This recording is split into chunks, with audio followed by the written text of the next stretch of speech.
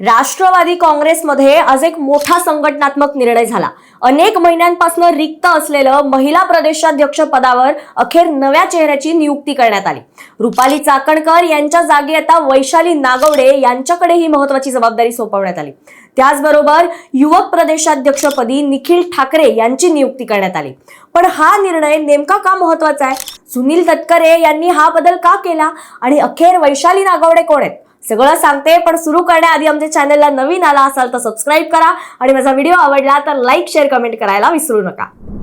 मुंबईत आज राष्ट्रवादी काँग्रेसच्या कार्यक्रमात पक्षाचे प्रदेशाध्यक्ष सुनील तटकरे यांनी नव्या नियुक्तींची घोषणा केली। उपमुख्यमंत्री सुनेत्रा पवार यांच्या हस्ते वैशाली नागवडे यांना महिला प्रदेशाध्यक्ष पदाचे नियुक्तीपत्र देण्यात आलं, तर निखिल ठाकरे यांच्याकडे युवक प्रदेशाध्यक्ष पदाची धुरा सोपवण्यात आली। आता हा केवळ एका पदाची नियुक्ती नाही, तर पक्षाची संघटना आणखीन मजबूतपणे उभी करण्याचा प्रयत्न म्हणून मानला जातोय। मग हा निर्णय नेमका काय घ्यावा लागला? तर यासाठी थोडं फ्लॅशबॅक पाहावा लागेल। राष्ट्रवादीच्या महिला प्रदेशाध्यक्ष असलेल्या रुपाली चाकणकर यांनी काही महिन्यांपूर्वी आपल्या पदाचा राजीनामा दिला होता। त्यानंतर हे पद जवळपास 6 महिने रिक्त राहिलेलं। त्या काळात अनेक नावांची चर्चा झाली, मात्र अखेर पक्ष नेतृत्वाने वैशाली नागवडे यांच्या नावावर आज शिक्कामोर्तब केलाय। मग सुनील तटकरेंचा मोठा निर्णय नेमका काय आहे? तर राष्ट्रवादी काँग्रेसचे प्रदेशाध्यक्ष म्हणून राज्यातील संघटनात्मक नियुक्तींचा आणि अंतिम निर्णय घेण्याची जबाबदारी ही सुनील तटकरे यांच्याकडे आहे। त्यांनी महिला आघाडीच्या नेतृत्वात बदल करत वैशाली नागवडे यांच्यावर विश्वास दाखवला। याच सोबत युवक आघाडीमध्ये सुद्धा बदल करत निखिल ठाकरे यांची नियुक्ती केली। म्हणजेच पक्षाच्या महिला आणि युवक या दोन्ही महत्त्वाच्या संघटनांना एकाच वेळेला नवीन नेतृत्व देण्यात आलं।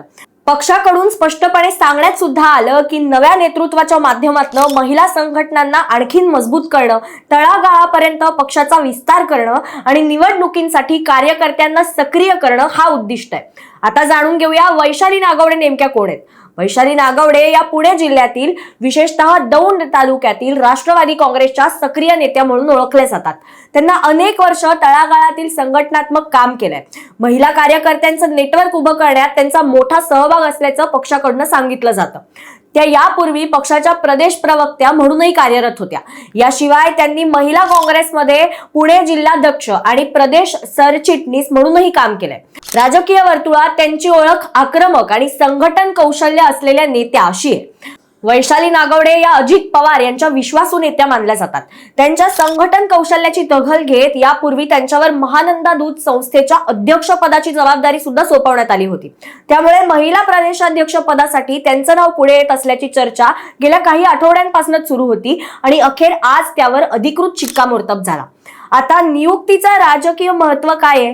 तर सरळ सांगायचं झालं तर पक्ष सध्या आपली संघटना मजबूत करण्याच्या वरती भर देत आहे। अशा वेळेला महिला आघाडी आणि युवक आघाडी या दोन्ही संघटनांना नवं नेतृत्व देणं हा केवळ नियमित बदल नसून निवडणुकींच्या रणनीतीचा सुद्धा भाग असू शकतो। महिला मतदारांपर्यंत पक्षाची भूमिका पोहोचवणं, नवीन कार्यकर्त्यांना जोडणं आणि जिल्हानिय संघटना सक्रिय करणं ही जबाबदारी आता वैशाली नागवडे यांच्यावरती असणार आहे। आता सगळ्यांचंच लक्ष असेल की वैशाली नागवडे महिला संघटनेत कोणते बदल करतात, जिल्हानिय नव्या नियुक्त्या होणार आहेत का, निवडणुकांमध्ये महिला आघाडीची रणनीती काय असेल या सगळ्याकडे। तर एकीकडे महिला प्रदेशाध्यक्षपदी वैशाली नागवडे तर दुसरीकडे युवक प्रदेशाध्यक्षपदी निखिल ठाकरे अशा 2 महत्त्वाच्या नियुक्त्यांमधनं राष्ट्रवादी काँग्रेसने संघटनात्मक फेरबदलाला सुरुवात केली आहे। आता हे नवीन नेतृत्व पक्षाला कितपत फायदा करून देतं हे पाहणं महत्त्वाचं ठरणार आहे। तुम्हाला या फेरबदलाबद्दल काय वाटतं आम्हाला कमेंट्स करून नक्की सांगा।